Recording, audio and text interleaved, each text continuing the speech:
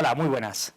Soy Luis Espinosa Odez, estamos en la Universidad San Francisco de Quito y hoy tenemos el placer de entrevistar, yo mismo y Yael, del del Colegio de Economía, del Club de Economía de la Universidad, al señor José Luis Cordeiro, que fue uno de los protagonistas del proceso de dolarización en Ecuador, además de que luego ha seguido con el proceso de dolarización en otros muchos países, dolarización o eurocización, no sé cuál sería la palabra en correcto castellano, en otros muchos países. Autor de, me acaba de comentar, hasta 12 libros, aquí hay dos que nos interesan especialmente. La segunda muerte del Sucre y el renacer de Ecuador. Es curioso porque normalmente solo se cita la primera parte del título del libro, cuando el libro no por razón tiene dos frases en su título, y el desafío latinoamericano y sus 5 grandes retos, que también es un libro que está teniendo bastante éxito. Muy buenas, José Luis, sea muy bienvenido a la Universidad de San Francisco. Bueno, es un gusto siempre estar aquí. Yo conozco esta universidad de hace 1992, yo creo, hace mucho tiempo. Oh, casi cuando nos fundamos. Nuestros alumnos todavía no habían nacido cuando... Eh, y José Luis, la primera pregunta es, ¿y cómo así, usted por aquí, cómo así empezó a interesarse por la dolarización en Ecuador? ¿Cuál fue su papel en aquel entonces? ¿En qué año vino? ¿En qué año se interesó por el tema? ¿Cuándo oyó por primera vez hablar de la dolarización?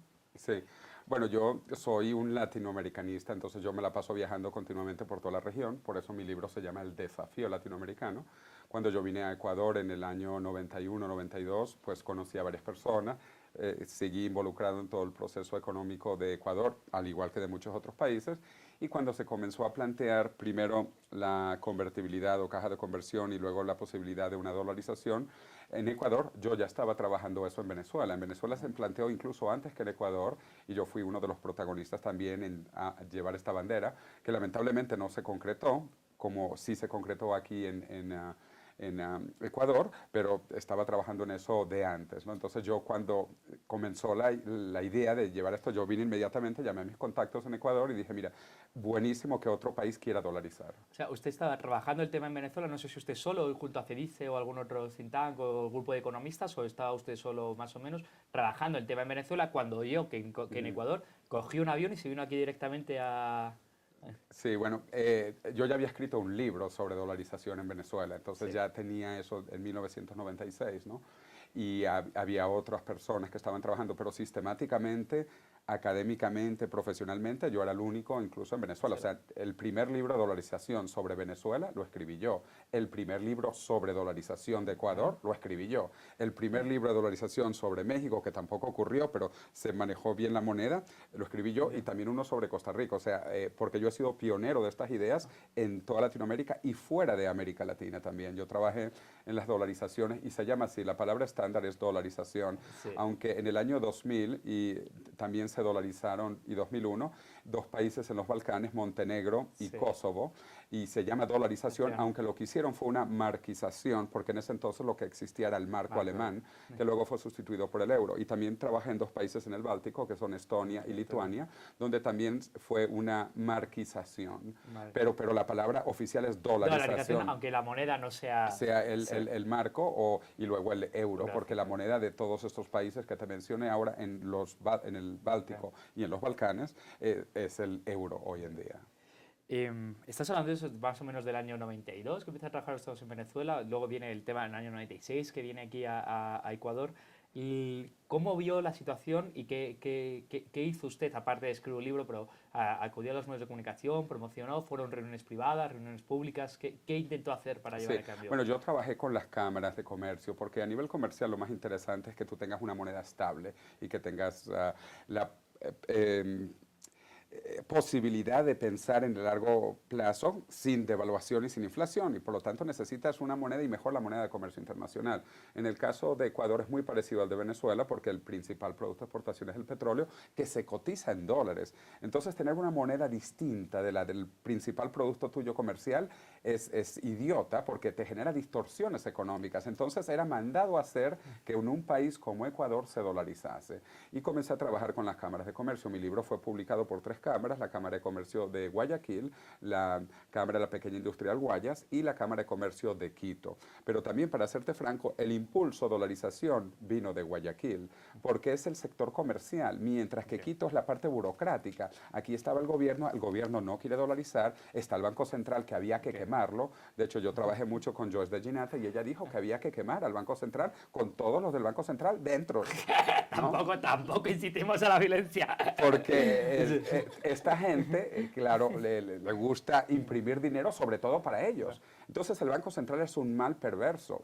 Y de hecho, la dolarización aquí en Ecuador no se hizo del todo bien porque el Banco Central había que haberlo eliminado completamente. De todos los temas que ha tocado, hay uno que me interesa bastante porque es un tema que me preocupa profundamente. Es esa idea que usted dice, es una moneda fuerte lo que permite a las cámaras y al comercio progresar. Frente a la idea habitual, la idea que se defendía en aquel entonces, en el año 99, pero lo que a mí más me preocupa, la idea que se defiende en los libros de texto de economía en el año 2014, que es cuando un país quiere exportar, lo que tiene que hacer es hacer política monetaria, política flexible, esto es, devaluar, porque ya utilizan una especie de eufemismo, ¿no? Ya no dicen queremos devaluar la moneda, ahora dicen queremos una política monetaria flexible, que quieren decir devaluar, para impulsar las exportaciones, como si las exportaciones se impulsasen con una moneda débil en lugar de con una moneda fuerte. Claro, bueno, de hecho la respuesta es clarísima. Si tú ves los países con moneda débil, en realidad exportan menos, y los países con moneda fuerte, en realidad exportan más. Incluso antes de la creación del euro, lo podías ver dentro de la Unión Europea, los países con monedas débiles como Italia, como Grecia, exportaban menos, y los países con monedas fuertes como Alemania exportaban más. Pero igual ahora, en estos momentos es igual.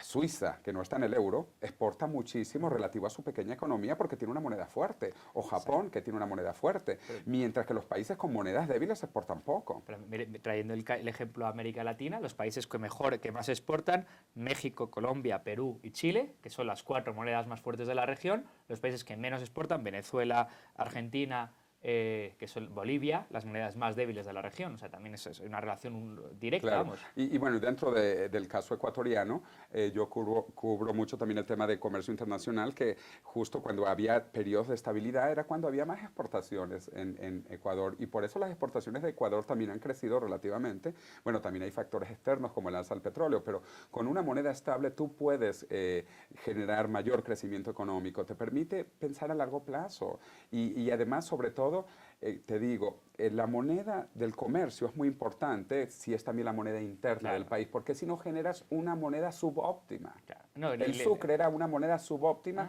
aunque hubiese sido bueno el sucre, porque era distinto de la moneda del comercio internacional. Siempre está el riesgo de tipo de cambio, tienes que comprar seguro de tipo de cambio, te está encareciendo, voy a decir una cifra aproximada, un 3-4% de te puede ser el seguro de tipo de cambio, te está encareciendo toda exportación. Claro, mira, en el caso de El Salvador, donde también trabajé y que dolarizó más o menos al mismo tiempo que Ecuador, la razón para la dolarización en El Salvador fue distinta. No era la hiperinflación que había en Ecuador en ese entonces, era porque las tasas de interés eran elevadísimas. A pesar de que no había inflación ni devaluación en El Salvador, el solo hecho de tener una moneda distinta del dólar hacía que las tasas de interés fueran 3 veces más altas. La moneda era casi que igual que el dólar, pero con tasas de interés más altas, entonces eso era muy negativo para la economía. A mí me gustaría conocer la opinión de nuestros estudiantes sobre si realmente qué se enseña en clase y qué opinión tiene de las opiniones de moneda fuerte o moneda débil para exportar más. O sea, sí sigue siendo, como tú decías, Luis, una de las enseñanzas, o sea, ¿qué es lo que si necesitamos exportar más? Política monetaria. Entonces, a pesar de que sabemos que ya ha pasado tanto tiempo y podríamos distinguir entre que la moneda fuerte y la moneda débil es más lo que va a generar una relación entre exportaciones mayores o menores, la enseñanza sigue siendo que la devaluación es el camino.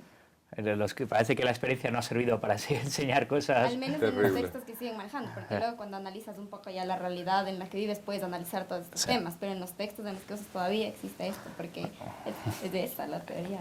Queremos hacer la salvada que los profesores de la Universidad de San Francisco de Quito no enseñamos eso, a pesar de que los libros de texto sigan diciéndolo. Si analizas la realidad es distinto, pero en los libros...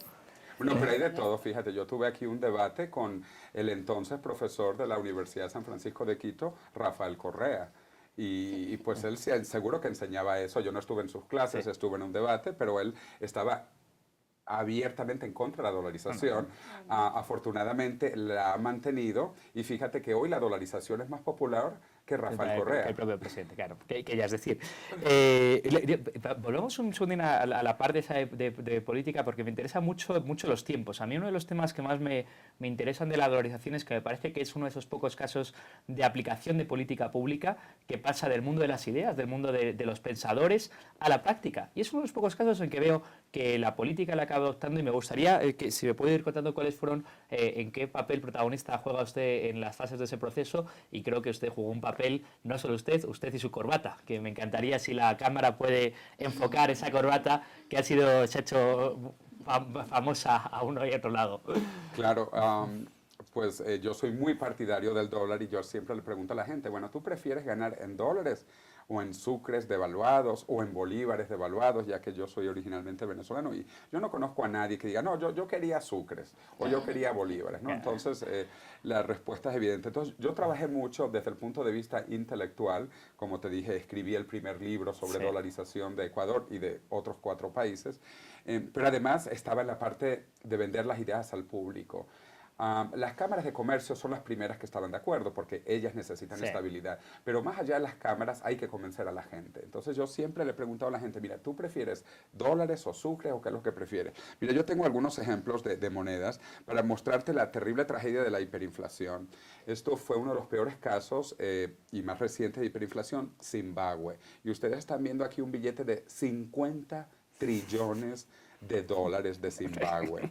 50 trillones, 50 ¿no? trillones, es que es una cifra y no sabes ni cuántos ceros son esos. Claro, y esto es un billete de verdad. Afortunadamente, al poco tiempo se dolarizó el país. Pero bueno, hablando de dolarización, aquí tengo unos ejemplos. Fíjate, comenzando con el de Ecuador.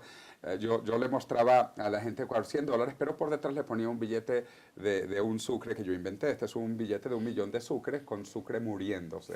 Y yo le preguntaba, mira, ¿tú prefieres el milloncito de sucre o prefieres dólares, no?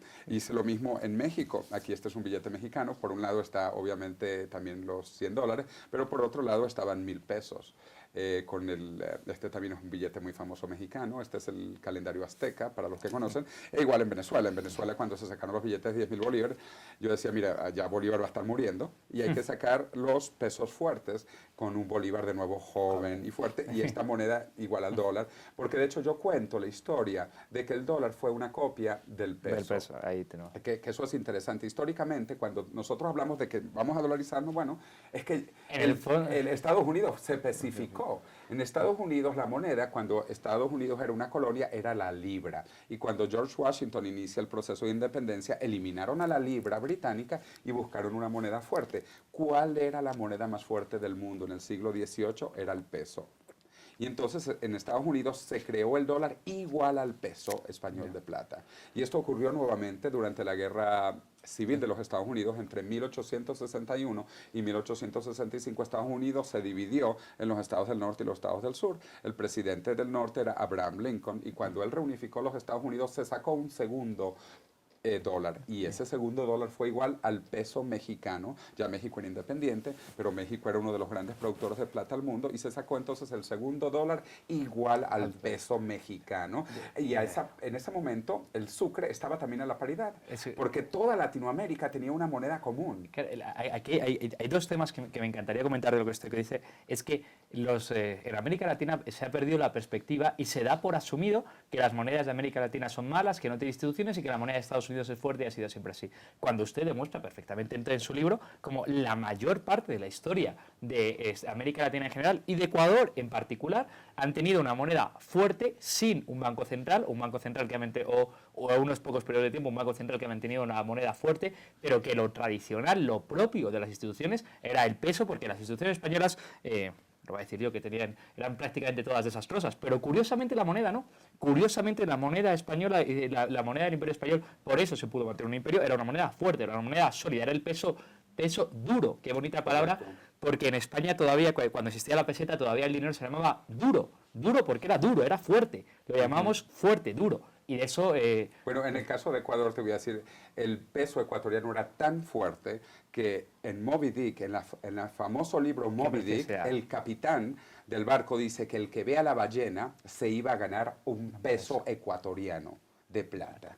Eso, hermosísimo, eso lo aprenden los gringos en Estados Unidos cuando leen Moby Dick, y cualquier persona que lee Moby Dick, el premio por ver a la ballena era un peso ecuatoriano. Además, la frase, no solo porque Melville tiene una prosa maravillosa, pero la frase dice, aquello que está hecho en los Andes, en el centro del mundo, es lo que nos servirá todo como guía, porque el peso ecuatoriano era la guía del mundo como moneda fuerte, y de hecho, hasta el año 1929, 27, 29, si no me equivoco, no hubo banco central en Ecuador que imprimía dinero. Los bancos centrales, de hecho, son una invención nueva relativamente. Existieron unos en el siglo XVIII, pero eran pocos. Es un proceso del siglo XX. Sí. De hecho, incluso el Federal Reserve Bank de los Estados Unidos lo que tiene es un siglo, sí. Y los bancos como el Banco Central de Ecuador, el Banco Central de Venezuela, tienen 70, 80 años. Sí. Son nuevos, son invenciones nuevas. Antes, cuando teníamos estabilidad monetaria, no había Banco Central. Por eso es que los bancos centrales realmente son entidades perversas, donde el gobierno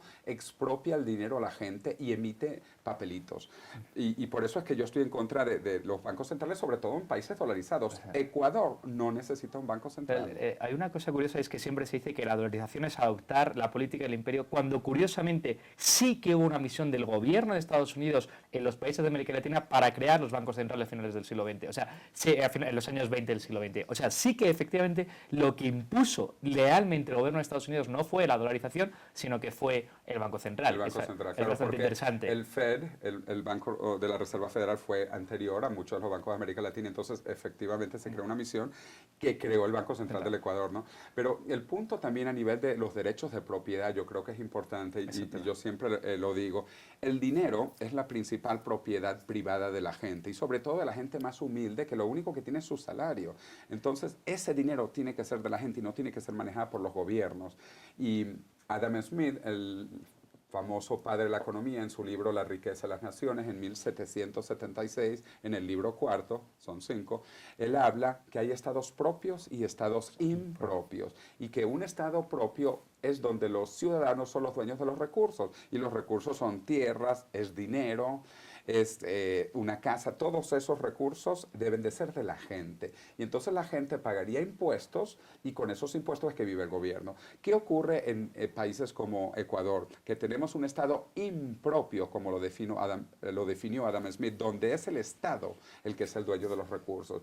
Para mí es inadmisible que sea el Estado ecuatoriano que sea el dueño del petróleo de los ecuatorianos, que sea el Estado ecuatoriano que fue dueño por un tiempo del dinero y que quiere volver a ser dueño. Es curioso porque a este respecto usted pone muy claramente cuándo comenzaron los problemas monetarios de Ecuador, que coincide muy bien en el tiempo con cuando comenzó la exportación de petróleo en Ecuador. Es decir, los 25 años que usted llama, que van desde el año 75, la primera exportación de petróleo de Ecuador, hasta el año 99, que fueron los 25 años de no década perdida, sino 2 décadas y media perdidas en América Latina, muy coincidente además con el año 82, usted, si no recuerdo, es el 9 de marzo del 82, cuando se devalúa el sucre por primera vez. Claro, que históricamente parece una pequeña devaluación, porque pasamos de 5 sucres a 25 sucres, lo cual, teniendo en cuenta que se termina en 25.000, pues claro, 5 a 25 frente a 25.000 parece que es poco, pero ya es perder un 80% del valor de la moneda. O sea, ya estás hablando de que ha sido una devaluación brutal, 80% si no me equivoco. Entonces, yo quisiera,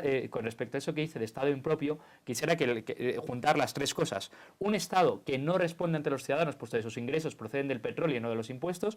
Un Estado que, aun a pesar de todo lo que ingresa por petróleo, no consigue que se desarrolle el país, y además un Estado que devalúa la moneda precisamente, y todo coincide temporalmente, y no coincide por casualidad, coincide porque quisiera que explique. Sí, bueno, el concepto es básico, yo creo que la gente debe de entenderlo, de que los recursos de uno deben ser de uno, no del Estado. Entonces, cuando el Estado comienza a expropiar los recursos, comienza el mal manejo económico, que fue lo que ocurrió en Ecuador, y no solo en Ecuador, en muchas partes del mundo, trágicamente, y que se perdió la independencia, primero también del Banco Central, porque hay algunos bancos centrales que sí son más o menos independientes, o que incluso son mitad privado, como el Banco Central de Suiza. Es privado, tiene accionistas privados. Entonces los accionistas privados no quieren que se devalúe la moneda, ¿no? Claro. Entonces, pero el concepto yo creo que es importante porque es fundamental, y también a nivel de las constituciones. Yo hice estudios sobre las constituciones, no sé si sabes, Ecuador es el A ver, es el cuarto país con más constituciones en el mundo. Es algo impresionante, podemos hablar de eso, pero entonces el punto aquí hay un Estado impropio, y es un Estado impropio porque vive de apropiarse de los recursos de la gente. El petróleo, que debería ser de los ecuatorianos, y el dinero, que también ahorita se los quieren volver a expropiar con esto del dinero electrónico, que a mí me preocupa mucho. Justamente esto, yo quería, o sea, como que ya que estamos hablando un poco de los bancos centrales, su función, de lo que deberían, no deberían existir o no, qué deberían hacer si existen, si privados, públicos, todo esto.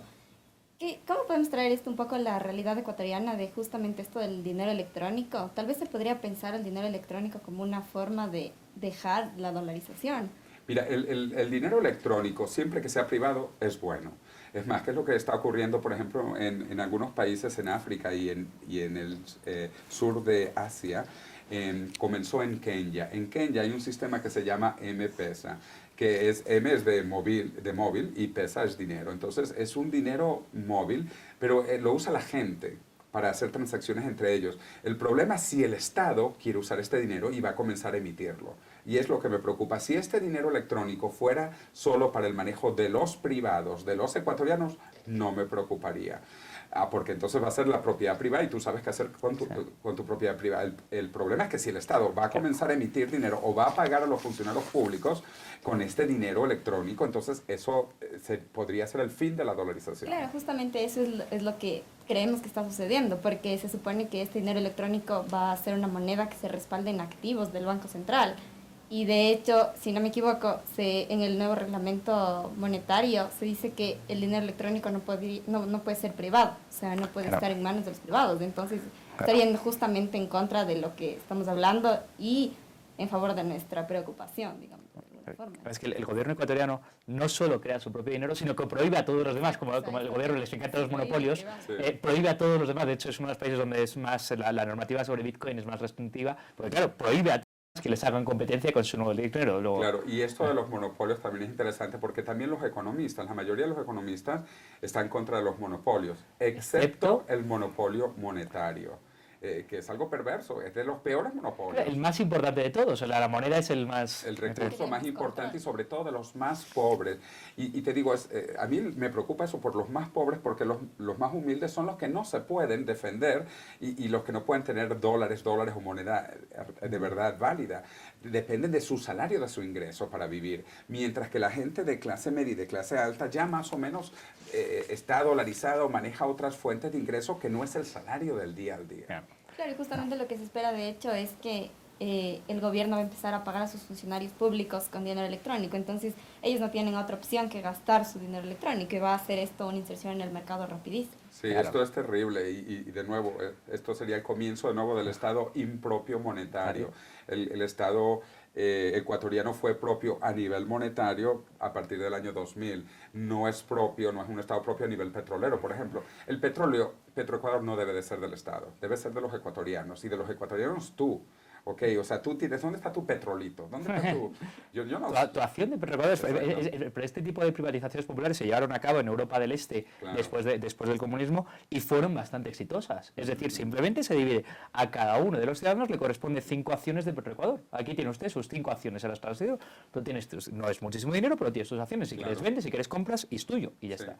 Y el problema además es que esto debería de hacerse rápido porque la edad del petróleo va a terminar pronto. O sea, yo trabajo también en los temas energéticos y ahorita viene un tsunami solar. Un tsunami solar. La energía solar está creciendo exponencialmente y en 20 años no se va a usar el petróleo. Además, los carros nuevos están comenzando, son eléctricos. Hay una cantidad de compañías trabajando en carros eléctricos que no necesitan gasolina. Entonces, mientras sea posible, los ecuatorianos deben de pedir su petróleo. Cuánto vale, porque luego no va a valer nada. Es como los teléfonos también, cuando se hablaba que si se privatizaba, no se privatizaban las compañías telefónicas viejas, bueno, resulta que las telefonías móviles, celulares, valen más que las telefónicas viejas. Claro, ya no tiene... lo cual, permítame para avanzar en la conversación, pero quiero insistir un poquito sobre este tema.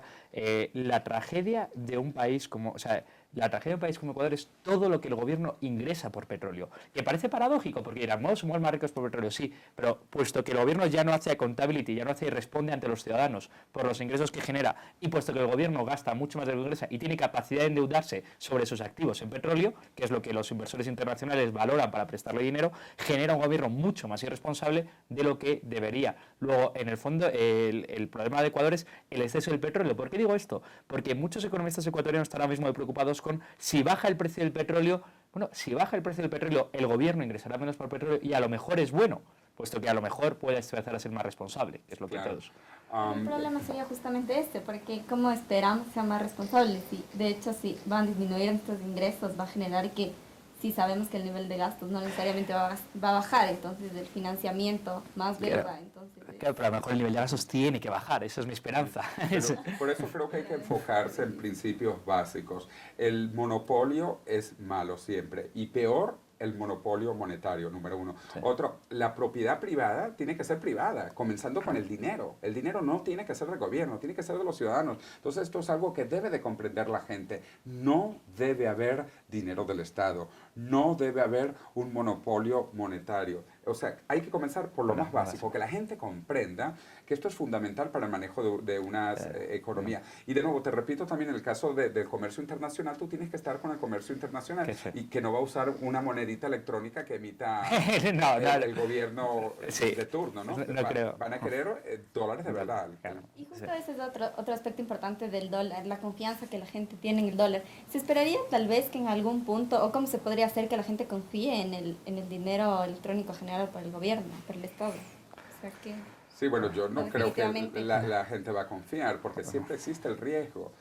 Que es lo mismo, esa fue la causa por la cual la convertibilidad falló en Argentina, o la caja de conversión, como es conocida, porque ellos decían que tenían una moneda igual al dólar. Pero al final comenzaron a imprimir de esta moneda que decían que seguía siendo igual, pero al final imprimen tanta que ya no es igual. Y la gente ya no daba $1 por $1 argentino y por eso colapsó el sistema. Entonces, al comienzo el gobierno va a decir, no, nuestros dólares electrónicos son iguales a los dólares de billetes, pero si comienzan a emitir y emitir más y más, pues el sistema colapsaría. Que es, fíjate, en una edad previa anterior, esto ya ocurrió. Hay países que se han desdolarizado, como el caso de Liberia. Liberia, en África, usaba el dólar, pero el gobierno quería más recursos y comenzó a imprimir monedas de $5, de $10. Entonces ya una persona no te daba un billete de $10, de dólares de verdad, por una monedita impresa por el gobierno de $10. Claro. Entonces al final el gobierno imprimió tantas de estas monedas falsas, por decirlo así, porque son falsas, no era dinero propio, que al final la dolarización colapsó, porque la gente entonces se guardó sus dólares y ya no los usaba para ese dinero de mentira. Entonces es posible un colapso que hubiese sido... Aquí también, a lo mejor yo tenía miedo, de hecho en el año 2000, como no se eliminaron las monedas locales, o sea, el sucre siguió siendo la moneda, entonces que el gobierno ecuatoriano sacase moneda de $10 o una moneda de $20, claro. Y al final inundarían el mercado de monedas que no sirven. Esto puede ocurrir con la parte electrónica y es menos visible todavía. Pero yo a este respecto quiero, porque usted está diciendo algo muy interesante y es la gente en Argentina empezó a no creerse que un peso era igual a $1, a pesar de que el gobierno decía que era un peso igual a $1, y empezó a no creérselo porque tenía mucho motivo para que no creerse, porque la caja de convertibilidad no lo respaldaba. Y usted antes nos contaba que usted iba por todo Ecuador diciéndole, ¿usted qué prefiere, ser pagado en dólares o en sucres? Y la verdad es que los ecuatorianos respondieron de facto a esa pregunta, puesto que la economía se dolarizó de manera popular durante todos esos años. Ya para el año 99, la mitad de la economía ecuatoriana estaba dolarizada de facto, puesto que los ecuatorianos eligieron la dolarización popular, ¿no? La dolarización de la gente. Quisiera que me cuentes hasta qué punto, como en el caso de Liberia, lo que la gente empieza a hacer es la ley de Gresham, la moneda mala es la que circulas porque te quieres deshacer de ella, la moneda buena te la guardas en el bolsillo. Luego, no es cierto que no es exactamente que los liberianos hayan abandonado el dólar, es que han guardado el dólar, han protegido el dólar. No es que es que han protegido la moneda fuerte y luego circula la moneda mala generando distorsiones en la economía. Mi pregunta es, ¿hasta qué punto los ciudadanos pueden elegir la dolarización? ¿Hasta qué punto, si viniese una moneda mala, todavía es tan fuerte la creencia en esto? ¿Hasta qué punto es la creencia en el dólar actual que no se va a poder expulsar, aunque sea lo guardarán? ¿Y hasta qué punto la dolarización de facto, la dolarización es una cosa popular o una cosa oficial? Bueno, de nuevo, yo creo que la dolarización es muy popular, es mucho más popular que Rafael Correa o que el presidente que venga después. A mí esto de los políticos me es irrelevante. Yo lo que creo es que tenemos que tener una moneda fuerte, estable, que funcione y mejor si es una moneda internacional. Entonces yo pensaría que la gente no es tonta, ni en Ecuador ni en otras partes del mundo, si tienen la posibilidad de elegir dólares, dólares de verdad o dinero electrónico de mentira, pues la gente va a preferir los dólares, ¿no?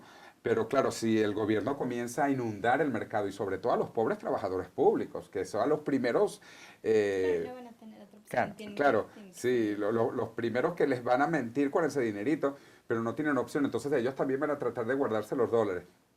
¿Qué va a pasar? Pues no lo sé, yo espero que eso no ocurra, como no ocurrió en las monedas de 10 dólares como en Liberia, Sí, aquí en Ecuador, pero es muy preocupante porque esto abre la puerta claro. a, a perder la estabilidad monetaria, que ha sido fundamental para Para Ecuador el en estos crecimiento. años. ¿Y hay algún ejemplo de algún otro país que haya implementado esto del dinero electrónico estatal? ¿O definitivamente Ecuador es No, el que está fíjate, en introduciendo realidad esta idea? se está utilizando también en Bangladesh, en todo el este africano, después del éxito en Kenia, se está Sí. utilizando en Tanzania, en Uganda, pero repito, es privado, o sea, es para transacciones entre las personas, porque además la gente ya no estaba bancarizada, pero todo el mundo tiene hoy un teléfono celular. Entonces, con un teléfono celular, y no inteligente, un teléfono celular baratico de 10 dólares, tú puedes hacer transacciones monetarias, ¿no?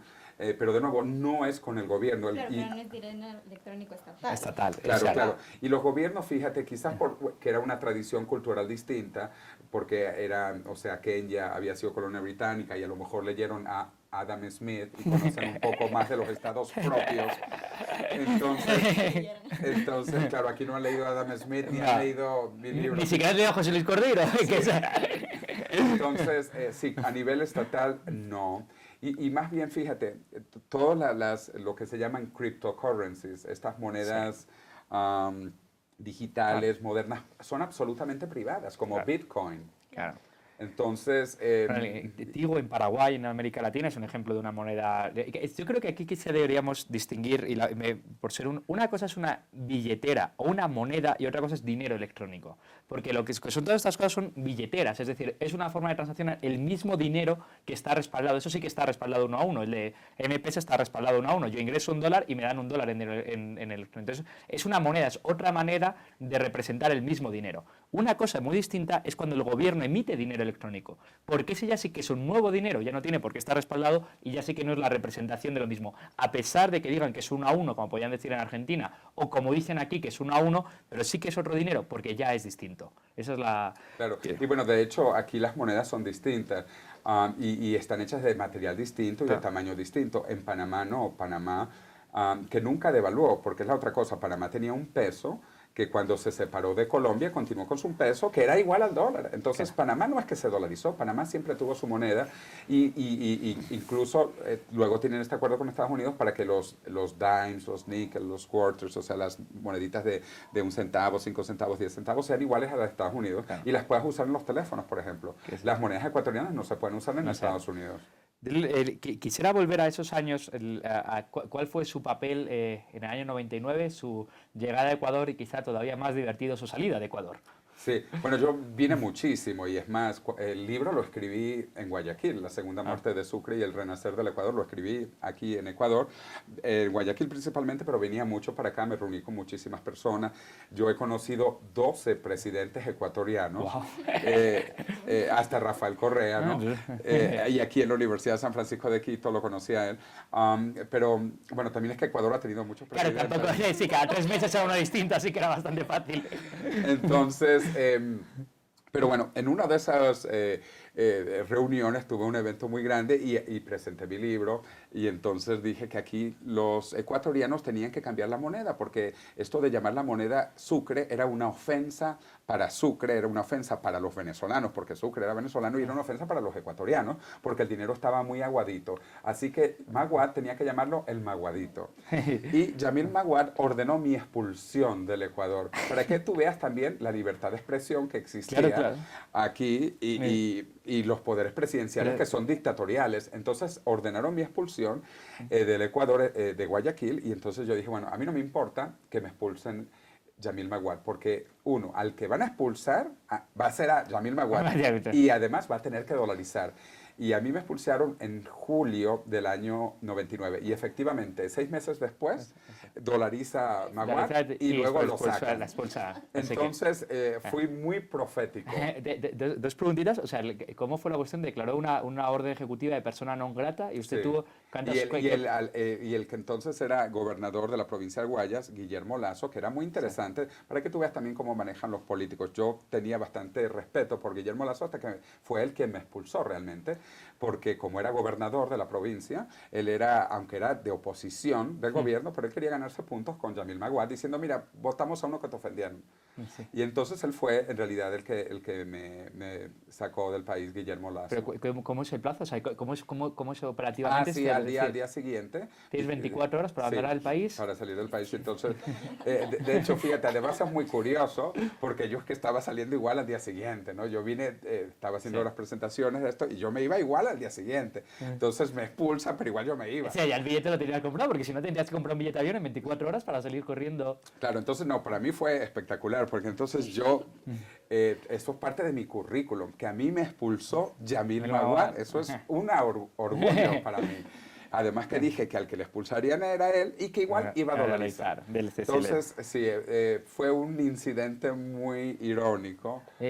Una cuestión, porque cuando usted decía en el año 99 que era una ofensa para Sucre llamar Sucre al Sucre, una de las citas del libro que más me ha interesado es cuando el propio Sucre dijo que por favor no pusiesen su cara en las monedas, no ya su nombre, sino que por favor no pusiesen su cara en las monedas. Y eso que, como usted muy bien dice, en aquel entonces era una moneda fuerte, una moneda estable, una moneda que tenía valor. Claro, ¿qué diría el pobre Sucre? Y lo decía por humildad, decía, yo no creo que deba ser yo el que debe estar en la cara de la moneda. ¿Qué diría el pobre Sucre cuando luego sí que ponen su cara en las monedas? No solo eso, sino que llaman la moneda así y además devalúan la moneda. Claro. O sea, es una ofensa. Hemos ofendido, pero no solo a Sucre, hemos ofendido a todos nuestros próceres. O sea, el pobre Bolívar, que debe estar retorciéndose en su tumba, porque el Bolívar está mucho peor que el Sucre en cualquier momento. Mira, el Bolívar oficial está a 6.30 ahora en el año 2014, oficialmente. En el mercado negro está a 124. Wow. O sea, más de 20 veces más en el mercado negro. Es algo horrible. O sea, Bolívar tiene que estar retorciéndose de verdad en la tumba de cómo le han ofendido estos y que bolivarianos. Además, los chavistas se llaman bolivarianos. Pues yo estoy seguro que a Bolívar no le gusta. Pero bueno, hemos ofendido así a todos los próceres porque Colón, hay dos países cuya moneda se llamaba el Colón, El Salvador, que ya eliminó el Colón y también circula el dólar, y Costa Rica, que también la moneda ya es el Colón. Además, el Empira en Honduras y en diferentes países, Córdoba, en Nicaragua, a todos los héroes los hemos devaluado. Con las monedas. Qué horror. Yo quisiera avanzar 2 años, ahora de lo que ocurrió en el 99, su heroica expulsión del país, ¿no? El galardón de orgullo que lleva usted. Del año 99 al año 2015, usted cuando... Es curioso porque el título del libro es La segunda muerte del Sucre y el renacer de Ecuador. Y usted en aquel entonces hablaba de rehacer el Estado ecuatoriano, decía, tiene demasiados funcionarios, demasiado gasto público, es un Estado impropio y la dolarización podrá intentar un poco de corsé fiscal. Sin embargo, vemos el resultado 15 años después y nos encontramos con muchísimo más gasto público, muchísimo más funcionarios y muchísimo menos corsé fiscal. ¿Qué ha ocurrido? Sí, bueno, déjame que te diga, es que sería mucho peor si no se hubiese dolarizado. El ejemplo de Venezuela, el espejo de Venezuela está ahí. Correcto. Claro. Entonces, hay que comparar con lo que no hubiese pasado. Bueno, es que yo me acuerdo, en Ecuador todos los ecuatorianos se querían ir, los que podían en 1999. Y se fueron. Estaba, claro, comenzando la hiperinflación. Las condiciones eran realmente dramáticas en Ecuador.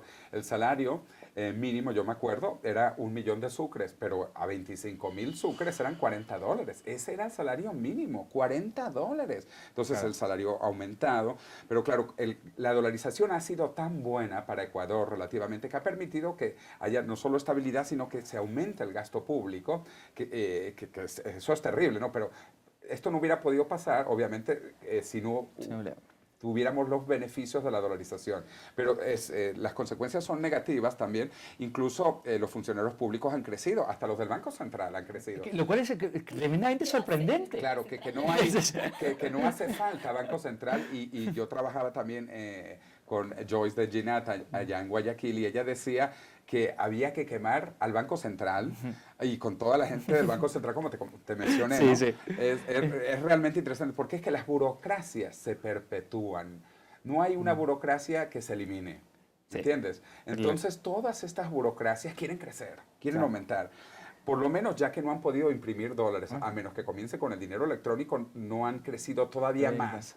Pero sí es duro, es difícil. Porque Quizá tal vez la idea era que no únicamente la dolarización era lo que tenía que ocurrir. ¿Cuáles Claro. otros factores tendrían que haber sucedido Sí, para que la mira, realidad no sea no, y peor? además, claro, la dolarización lo que ayuda es a la estabilización macroeconómica. Luego hay una cantidad de cambios adicionales más microeconómicos, ¿no? Que ayudarían a a aumentar la competitividad y la productividad del país. Entre esos, pues obviamente es la reestructuración del gobierno y con entes que hagan falta, que el Banco Central no es uno de ellos, no hace falta un Banco Central, ni en Ecuador ni en ningún país realmente. O sea, los bancos centrales, repetimos, no existían hace unos siglos atrás y el de Ecuador no existía en los 1920.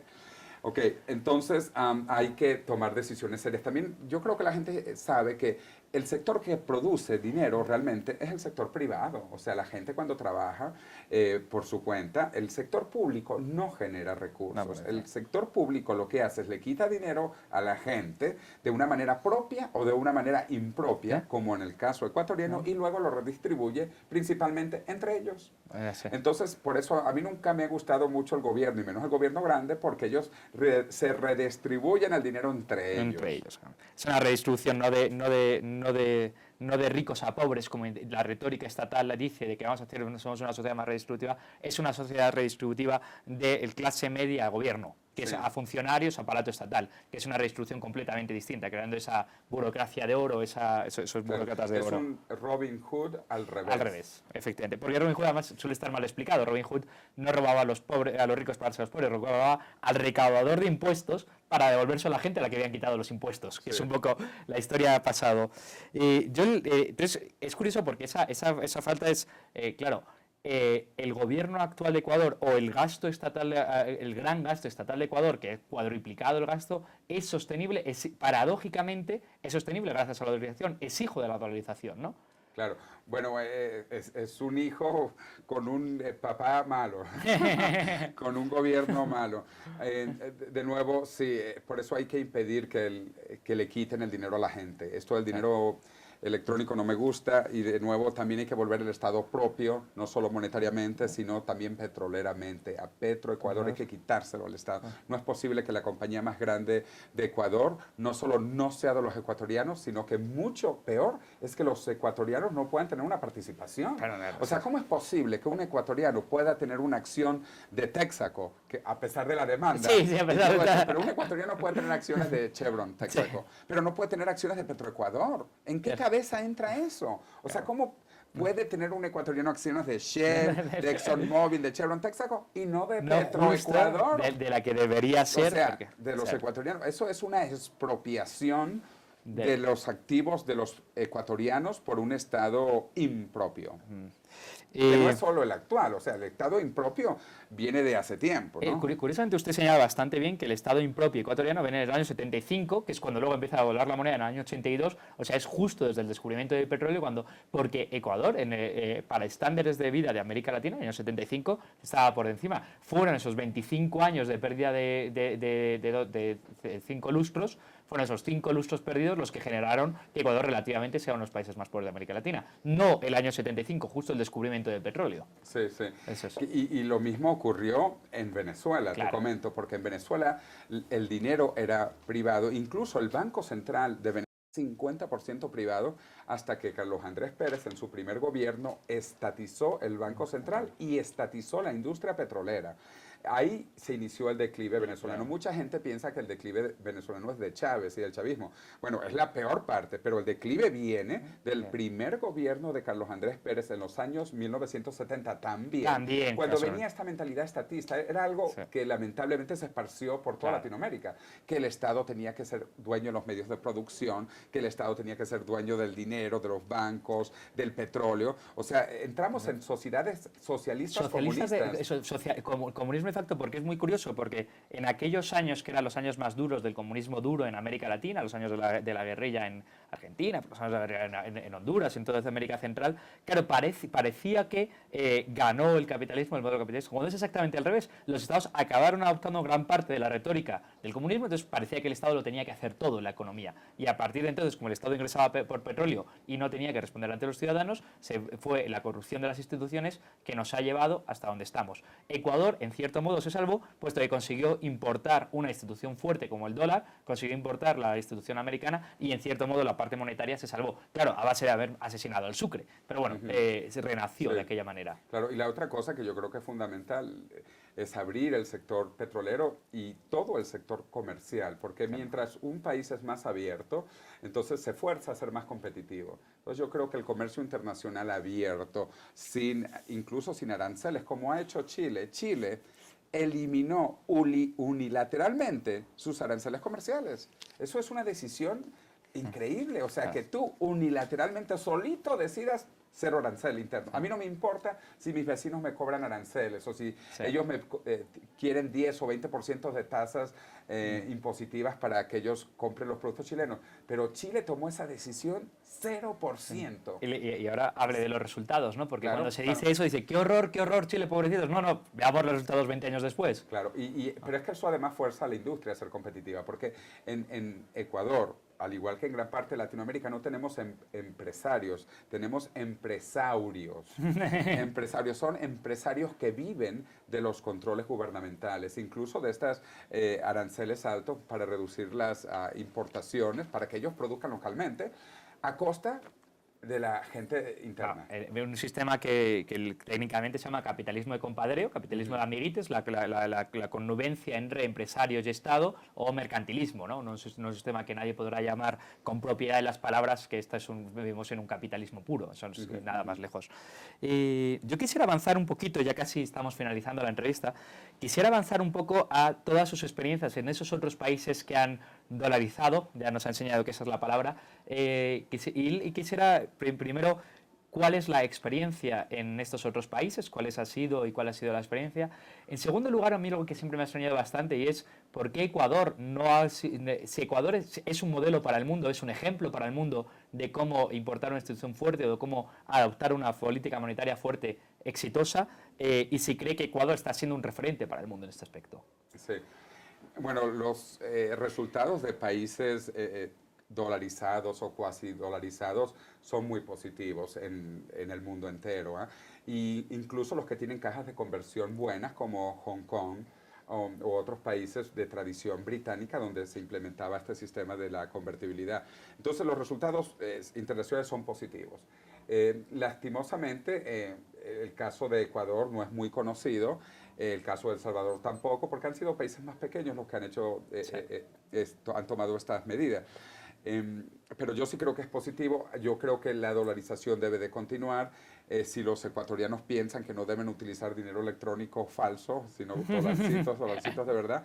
Y sí es un poco doloroso que esto no sea más conocido, incluso, como dices tú, por ecuatorianos que lleven esto, pero es porque, a pesar de que el sistema monetario ha sido bueno, el sistema fiscal ha sido muy malo. O sea, la política fiscal ecuatoriana, el gasto público, la deuda, han sido malas. Entonces, a nivel gubernamental no pueden hablar de ejemplo, porque de hecho la dolarización no viene de este gobierno, del anterior. Se tomó en una decisión de emergencia a las puertas de una hiperinflación. Tu querido amigo Yamil Mawad tomó la decisión. Claro.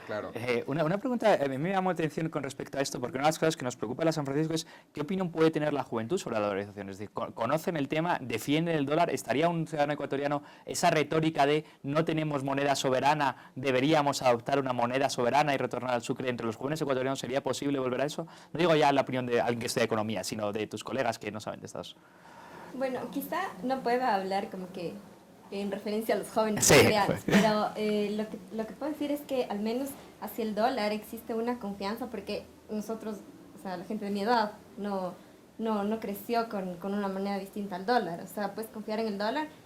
Y de hecho con esta nueva idea del dinero electrónico, yo pienso que no existe una tendencia hacia aceptar o hacia querer usar este tipo de moneda, porque simplemente no es una moneda fuerte, no es una moneda que te va a generar...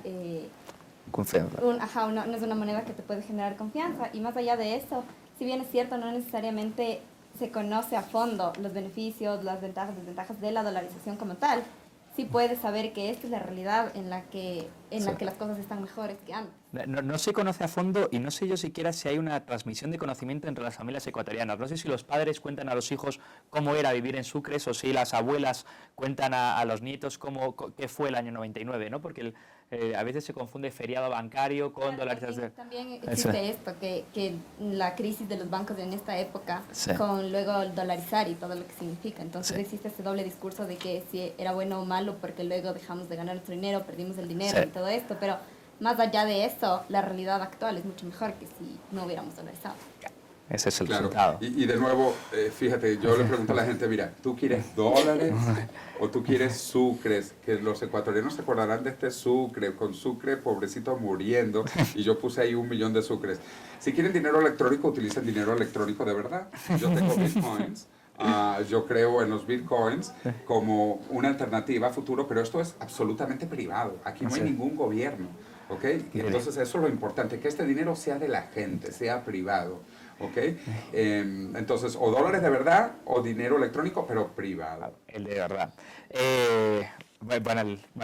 Sí, con respecto a los otros países, esto es curioso porque le agradecería muchísimo si puede explicarnos un poquito los 3 o 4 modelos de dolarización que hay en el mundo y hacia dónde cree usted que avanza la economía, porque tenemos el modelo de caja de convertibilidad, que curiosamente en América Latina no ha funcionado, quizá por un problema de instituciones, y sería muy importante hablar porque todavía tiene que existir un banco central y todavía tienes que confiar en su buen criterio. Y es curioso porque cuando se dolarizó en Argentina, en Ecuador, en el año 99, Argentina todavía no se había hundido completamente su modelo de caja de convertibilidad. Sin embargo, los que proponían la dolarización en Argentina ya sospechaban que ese sistema no era el correcto, por tanto tomaron una medida bastante más radical. El segundo modelo, que es el de libertad monetaria, que puede ser el de Panamá, que no es un país propiamente dolarizado, es un país de libertad monetaria. El tercero, la dolarización de facto, que es la dolarización que se llevó a cabo en Ecuador, la dolarización oficial. Y quizá deberíamos empezar a pensar en un cuarto sistema, que sería una moneda común para América Latina, una dolarización común para América Latina, un continente americano dolarizado. Es decir, ya el cuarto modelo le dejo a usted, que es bastante más, que tiene bastante más capacidad de proyectar e imaginar futuros posibles. ¿Cómo ve ese cuarto? Sí, bueno, fíjate, yo trabajé con 2 importantes premios Nobel, uno, el padre del euro, Robert Mundell, que se ganó el premio Nobel en 1999. De hecho, lo invité aquí, hicimos una actividad muy grande y le dieron el doctor honoris causa aquí en la universidad. ¿En qué fecha San estamos Francisco hablando? de Quito. Esto ya fue después de la dolarización, eso fue el año 2001. Mundell estuvo, no lo conocía, el autor de la teoría de ¿cómo se llama? Las currency optimus, Optimum currency áreas óptimas de monetarias. autor de la teoría, pues el modelo, el referente teórico para el euro. Sí, no, yo lo traje aquí y le dieron el doctor honoris causa en el año 2001. De hecho, hicimos una gira por varios países de América Latina apoyando la idea de una moneda común basada en el peso antiguo de la cual se copió el dólar. ¿Okay? Entonces, cuando yo digo dolarización, no, estamos retomando nuestra moneda original, que era el dólar también, peso igual a dólar, ¿no? Entonces, yo creo que el mundo va hacia allá, porque con el aumento del comercio, con el aumento de la globalización, todo esto, necesitamos monedas transparentes, monedas fuertes, y sería un enorme retraso que Ecuador, que ya logró algo bueno, hacia donde va el mundo, vaya ahora de nuevo.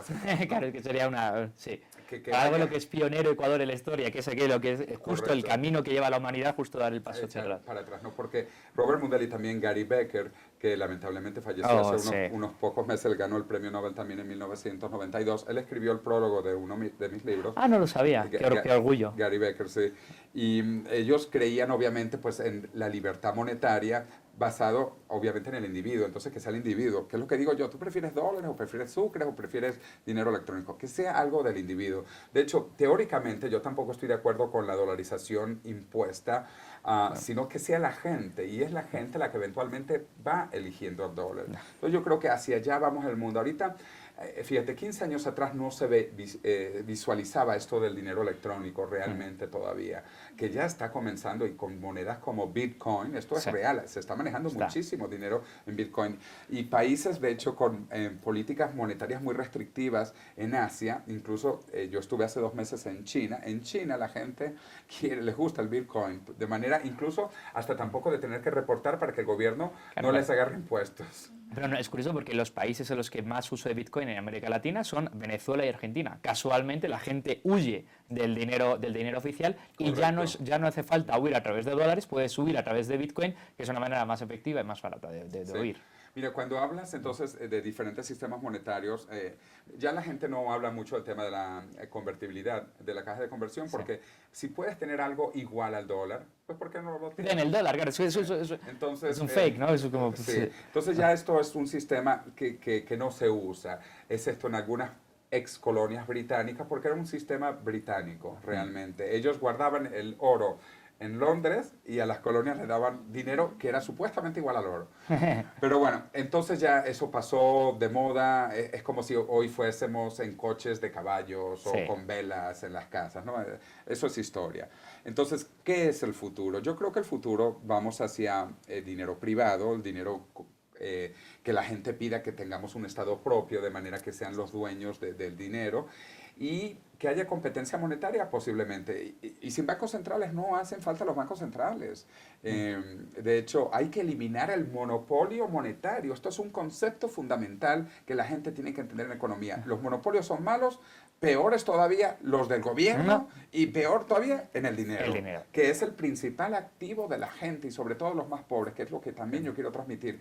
Si a la gente le quitan su dinerito, le dan billeticos electrónicos que no sirven, están lastimando mucho a los más pobres. Que es lo más importante. Que por eso cuando decías tú también de que si uno exporta más con moneda fuerte o con moneda débil, pues lo mismo, mira, mientras la moneda sea más débil, tú empobreces más a la gente y afectas a los más pobres. Por eso es que es importante, sobre todo para los más pobres, tener una moneda fuerte. Para los ricos da igual, porque los ricos ya son ricos. Sí, no, y además es muy fácil acumular, cuando no había dolarización en Ecuador, era muy fácil que los ricos acumulasen dólares. Ellos sí podían hacer el tipo de cambio, acumular dólares y salvaban su dinero. Los pobres no podían acumular dólares, ¿no? Es curioso porque yo también tengo esta idea de que Ecuador ha sido pionero a la humanidad y no ha sido faro de otros muchos países, que podría ser un modelo a presentar en libros de texto, un modelo a presentar de cómo dolarizar un país y cuáles son los éxitos. Y yo creo que ya solo falta dar el siguiente paso, eliminar el Banco Central. Correcto. Sería relativamente sencillo. Hay que quemarlo.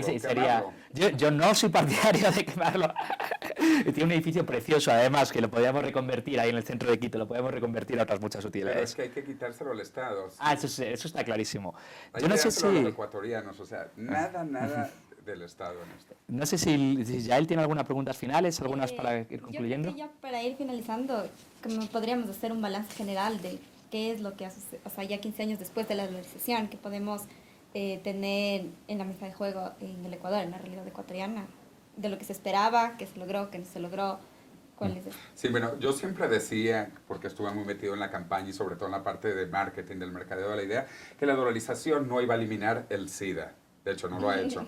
La eliminación, no iba a eliminar muchas ni enfermedades. Eso no es el resultado de la dolarización. La dolarización es una política monetaria para garantizar la estabilidad y sobre todo en la parte macroeconómica. Entonces, desde ese punto de vista, yo creo que ha sido relativamente exitosa.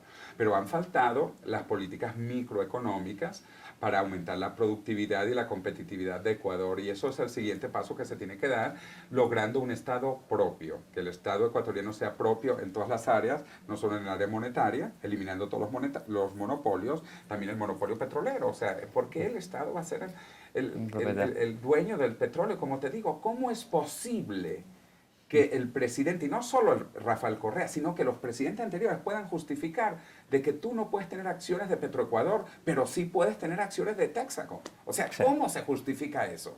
Eso sería relativamente sencillo. Sí. Entonces, yo creo que ha sido relativamente buena. Bueno, de hecho, hasta el turismo ha aumentado, porque los turistas quieren estabilidad también, no quieren saber si te van a mentir con dinero de mentira. No, si planificas un viaje a Ecuador dentro de 3 meses, no quieres saber si el tipo de cambio va a variar, el viaje me va a valer un 20% más, un 20% menos. Tú planificas, me voy este verano a Ecuador y sé cuántos dólares. Entonces, desde ese punto de vista, yo creo que la dolarización ha sido muy positiva para Ecuador. Ahora, claro, eso no te va a cambiar los políticos. Los políticos siguen siendo políticos. y entonces hay que mejorar también el nivel político, el nivel del debate, que se debata eso, que se debata por qué no podemos tener un Estado propio, por qué los ecuatorianos no podemos ser realmente dueños de nuestro petróleo. Tan solo una pregunta más es, volviendo al medio plazo, ¿qué caminos posibles cree que puede tomar Ecuador y cuáles de esos caminos posibles ve deseables? Porque yo veo, hay posibles indeseables, como desdolarizar de facto a través de dinero electrónico, y posibles deseables como una libertad monetaria o ser usted en su libro también dice que Ecuador puede ser el centro de una unión monetaria latinoamericana fuerte. Bueno, fíjate, es que Ecuador se podía convertido en un super Panamá bancario. O sea, aquí podría estar el dinero de todos los latinoamericanos, porque los latinoamericanos quieren tener dólares. Entonces, pero no los pueden tener en sus países, entonces se los llevan para Panamá o se los llevan para Estados Unidos. Ahí Ecuador perdió una oportunidad increíble. Podría haber sido un centro bancario y financiero para toda Latinoamérica. Mira, ¿qué es lo que quieren los argentinos? Sacar sus dólares. ¿Qué quieren los brasileños? Sacar sus dólares. Entonces es una oportunidad perdida impresionante. Y es por eso, porque al igual que Panamá está en el centro del continente, o sea, está en el centro de América Latina, tiene una distancia en horas de vuelo con respecto a los distintos países que le hace bastante competitivo, ¿qué se podría hacer para llegar a alcanzar ese sueño? Bueno, yo creo que hace falta, claro, un liderazgo político que esté claro, que crea en el comercio, que crea en la apertura, que crea en la libertad monetaria, no solo de los ecuatorianos, sino de los extranjeros, porque los extranjeros estarían loquísimos de traer los dólares si hubieran reglas claras, ¿no? Pero esto de que ahora, con este dinero electrónico, tú te imaginas un extranjero y que diga, voy a poner $1 y tú me vas a dar un dinerito electrónico. Entonces, de salida de capitales del 5%, todo ese tipo de dificultades. Entonces, hay que mejorar mucho la discusión política y por eso yo quiero hablar de principios, cosas básicas. Los monopolios son malos, los monopolios monetarios peores y del gobierno pésimo. Entonces, eso lo entiende la gente. Vamos a discutir cosas creíbles, simples y que tienen trascendencia. Dinero no tiene que ser del Estado, el petróleo no tiene que ser del Estado. No sé si ya para finalizar quisiera decir algo más. Yo le agradecería a nuestra camarógrafa que terminásemos con una foto de esa corbata maravillosa, que creo que ha acabado de ser es el esquema de nuestra entrevista. Pues yo sigo siendo optimista sobre Ecuador, yo quiero mucho Ecuador, yo he estado viniendo desde 1992 a Ecuador y creo que tiene mucho futuro este país. Como lo dijo Melville en Moby Dick, esto puede ser el inicio de grandes cosas para Ecuador, pero hay que tener visión de futuro, ¿ok? Y por eso creo que los jóvenes sobre todo tienen que tener claro que el futuro lo tienen que construir ellos y con una visión inteligente de lo que está pasando y en el mundo entero. Pues muchísimas gracias, señor Cordero. Sea muy bienvenido a Ecuador. No está usted expulsado de Ecuador, no es persona non grata, más bien a algunos nos agrata mucho que esté con nosotros. Así que nos alegro muchísimo que haya vuelto a Ecuador y que vuelva muchas veces más.